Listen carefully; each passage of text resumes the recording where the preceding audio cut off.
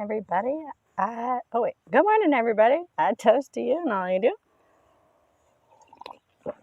do. I hope you're having a fantastic morning. It is the day after Beltane, so I hope everybody had a great Beltane, or maybe you're still celebrating today. And I just hope you're having a really grand time, enjoying mid-spring, Beltane, all of those things. I figured since the energy is so potent right now, this would be a great time to do a reading for the year.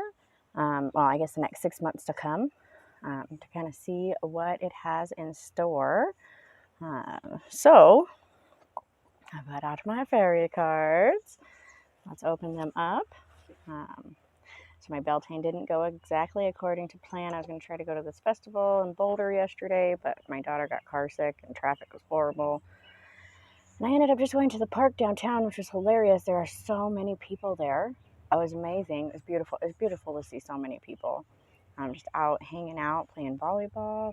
There were people like like they tie the string to the two trees and then they type rope walk, whatever it's called. We got to shake a blossoming tree, which was amazing. My oldest daughter came with me and my sister, and it's always so funny.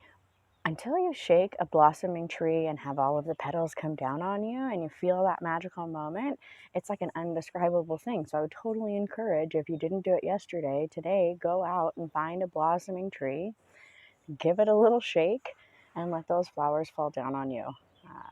It's so much fun. It's just one of those little simple magical moments that I really like to take advantage of on Beltane to really connect with the energy. And it's just really fun. So I totally recommend it. Anyways, let's get out the cards. I don't know if I told you, but I found the rock. I did. The fairies put it on my fairy altar. Oh, I think I did say something. It's just really funny. Just so upset. Anyways, so fairies, my beautiful fairies. In the 6 months to come, the bright half of this year, what should we know to come? What is it that you have to tell us?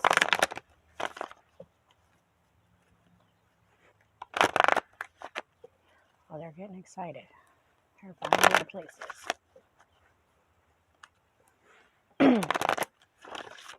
I think that's one of the things that people don't talk about a lot when it comes to working with cards or tarot cards or whatever, is your shuffling and how you shuffle and the energy that you feel while you're shuffling. Because what you're doing is you're like waking up the cards and you're telling them to get into place, to tell me what you need to know.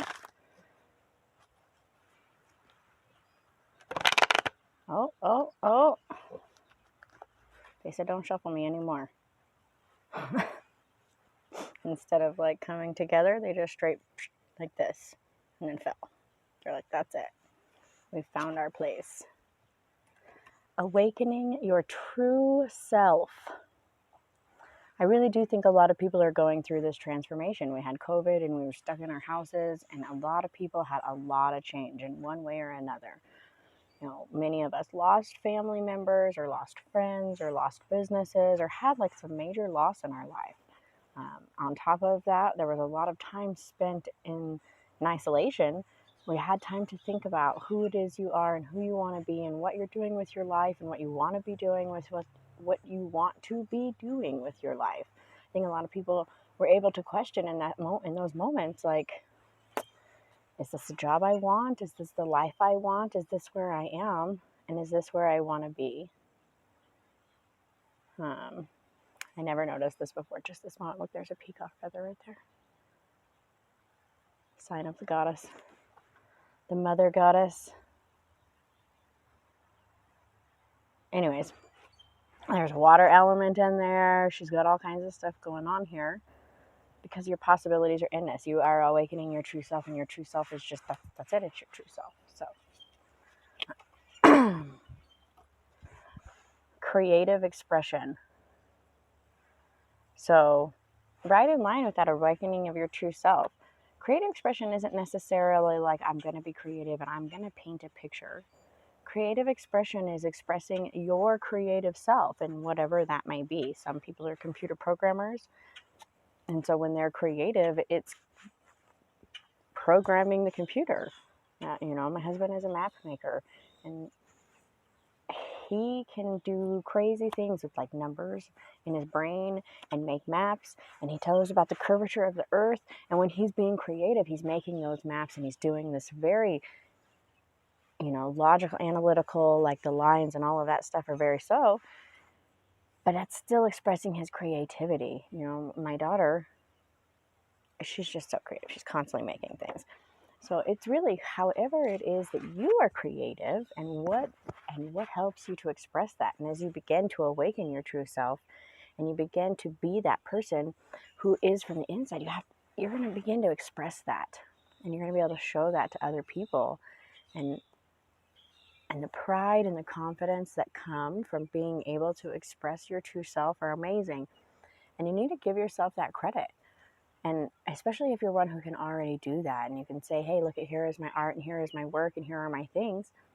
That is a beautiful thing, and you really should give yourself that credit and be proud of yourself. Whatever it may be. If you're a fellow YouTuber and you're making YouTube videos, if you are painting pictures, if you are creating murals, if it doesn't matter, whatever it is, you're building buildings, whatever. Honor yourself and allow that creative expression to flow forth so that you can awaken that true self and be true to who you are. Making music.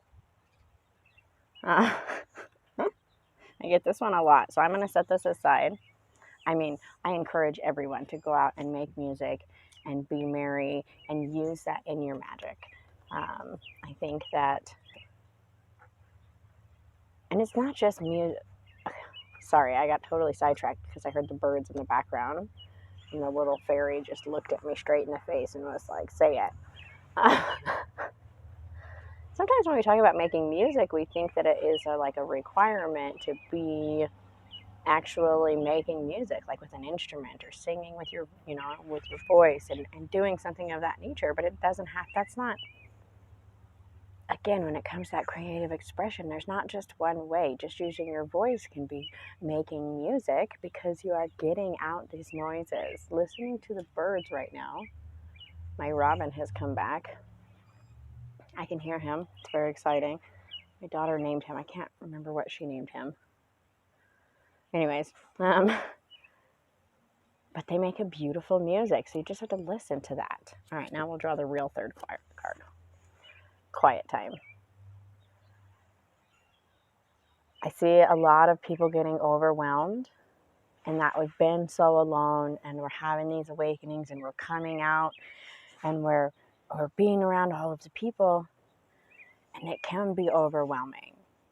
We've spent so much time alone that as we start to awaken and we start to come out and we start to express ourselves and do our thing, you have to still take that time to have those quiet moments, to come back. I just have to say, look at the last two cards I drew are very opposite each other. She's like bold and making outward expression, and then she's very withdrawn, like what, okay, so just keep that in mind, as we begin to go forward and you're expressing yourself and you're doing your thing this summer and you're out and about and you're really out there. Don't forget to take those moments to just sit under the tree, to calm your mind, to feel the breeze on your face and just enjoy those moments and be in those moments and take those quiet moments. Even if you have a million things going on around you, just stop and look around and be in peace and take in that energy and have that quiet time. And it'll really help you be secure in these other choices that you're making and knowing who you are and being able to express that without being, aggressive or rude or overbearing or all of these things that when people can express themselves can kind of come back at you. So just know that you can take that time and you can express yourself all at the same time. So again, look this year as we awaken into this new thing and be prepared to express yourself and be present in those moments. Definitely be present in those moments. So, the tree behind me smells amazing. When my neighbors go to work on Monday, I'm going to go over there and shake it. It's not hurting the tree. The petals fall off anyways, and you don't like violently hurt the tree. Just give it a little shake and you'll be amazed at all of the flowers that fall. It probably is one of my most favorite activities to do around this time of year, and really get out and enjoy those blossoms. Plus they smell amazing. I wish I had smell-o-vision again, because between that tree and my neighbor's trees on the other side, they all have flowering, beautiful crabapple trees. I don't know what this one is. It's not a crabapple tree. It doesn't make fruit. It's just an ornamental flowering tree. But they just smell so good. So yeah, later today, I'm going to be going over to the farmhouse, and I am going to make a video because we're putting in the final flooring and getting that finished, so that soon we can begin with our garden bed planting and all of that amazing stuff. So that should be exciting. The place looks way different. Last weekend we cleaned up all the way around the house. We like raked up probably 15 piles or 15 big black trash bags of poo. Oh, it was so yucky and trash and just so much dog poo. Like, I feel so bad for the animals that live here. And I just have to say, this is one of those, because we've had a bunch of neighbors come by who are like, oh, we saw it get really bad. And I feel like they all saw this get really bad. They all saw that the horses were eating the barns and that the dogs were being left alone and that this was not being taken care of. And none of them called, and nobody said anything. And of course, because I'm the landlord over there, when I show up, they clean up a little bit. They, the animals aren't like that. They don't have me walk around. They meet me at the front of the property where they've cleaned up. So it's just been like this crazy thing. But I just have to put it out there. I know that we kind of have this weird place in our world where we don't make the call. But when you see someone or something or an animal or whatever suffering, you should make the call. I don't know why we live in a world where they can just walk by somebody getting beat up. I am still disgusted to this day, to like 10 years ago, when the people were getting beat up downtown. And there are people, you see it on the security footage, just walking past us. Or just like that couple weeks ago when that lady got kicked in the face because she was an old Chinese lady. And that door guy shut the door and did not go out there and like say, hey, what are you doing? I was so mad. I was more mad at the guy who looked the other way than the ignorant piece of poo that actually did the violent act. Like, that guy's so consumed with hate and rage and crazy. He needs help. You looked the other way while something really bad was happening. So I guess I'm going to finish this video off with a random public service announcement. If you call the police, or you call the city, or you call animal control, or you call whoever because you think there's something bad happening, even if there's nothing bad happening when the police get there, it's better that they went and checked than that nothing happened at all. I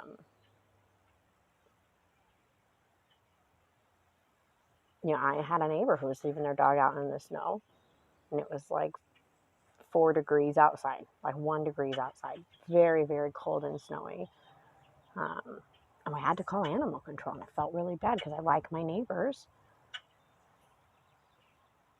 And they thought it was okay for the dog to just live outside, and it's not.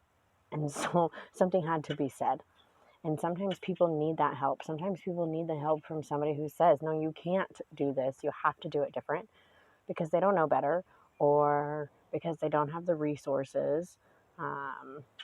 I mean, I really wish that the city had been called on these tenants so that the city would have contacted me and be like, hey, we have a problem. Um, and but mostly because of the animals. Like, animal control should have been called. And if I had seen the animals like this, I would have called. And when we figured out that the animals were being treated like this, we made sure that they went to good foster homes. Um, and because it can't be like that. And it's never too late to pick up the phone call, even if you've seen the problem for like 10 years. You know that your neighbor beats his kids. Call. Call every day. Do what you have to do because sometimes people need that protection.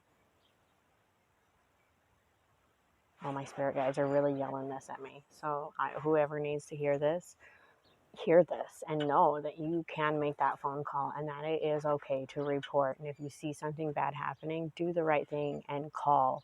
Stop this action. Do something. Like, when we just sit back and we let the bad things happen, that make, like, you have to do something. So, yeah. There's the end with my public service announcement. I hope everybody had a great Beltane. Hopefully the video later comes through good and it's not too windy like it was last time. It's really nice outside today, so hopefully it comes nice. Soon we'll have garden beds. Yay! All right, we will talk to you all soon. I toast to you and all you do, and I hope you have a fantastic day.